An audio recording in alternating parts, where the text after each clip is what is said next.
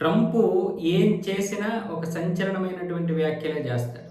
లేదా ప్రగల్భాలు పలుకుతాడు. అవి ప్రగల్భాలు, సంచలనమైనటువంటి వ్యాఖ్యలు, లేదా తనకు తానే ఒక గొప్ప దేవుడిగా కూడా అనుకుంటాడు, అర్థం కాదు. కానీ ఇప్పుడు రిపబ్లికన్ పార్టీ వాళ్ళు ఏమొచ్చేసి ఈ విరాళాలు అనే ఒక కార్యక్రమం ఏర్పాటు చేశారు. ఎందుకంటే యుద్ధం జరుగుతుంది కదా, ఈ యుద్ధానికి మద్దతుగా అమెరికా ప్రజలు కొంత ఏదో ఒక కొంత ఇచ్చేయాలి, విరాళం ఇవ్వాలన్న విధంగా ఇప్పుడు విరాళాలు సేకరిస్తున్నారు. ఆ కార్యక్రమంలో ట్రంప్ మాట్లాడుతూ ఇది అమెరికా చరిత్రలోనే అతిపెద్ద విజయం, ఆ విజయం ఎలాంటిదో మీరు కని విని ఎరుగరు.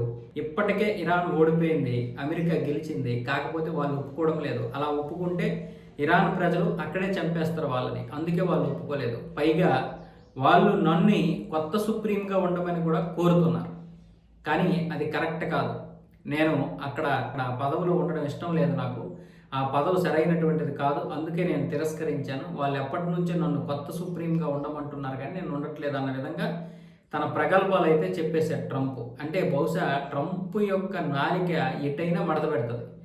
నిజంగా ఒక దేశాధ్యక్షుడు ఇంత చిల్లరగా ఉంటాడని బహుశా నాకు ట్రంప్ను చూస్తేనే అర్థమవుతుంది.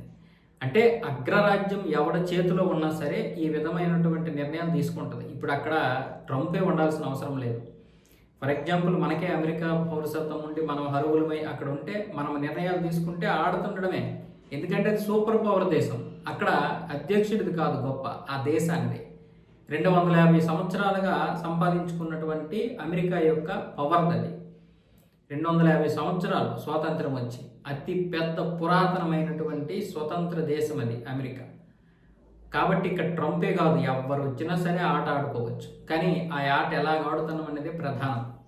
ఇప్పుడు ట్రంప్ ఆడుతున్నటువంటి ఆట వినాశకాలే విపరీత బుద్ధి. ఆ అమెరికాకి ఎప్పుడు తెలుస్తుంది? అది త్వరలో 2-3 సంవత్సరాల తర్వాత. అంటే అప్పటికే ట్రంప్ దిగిపోతాడు, ఆ తర్వాత తెలుస్తుంది.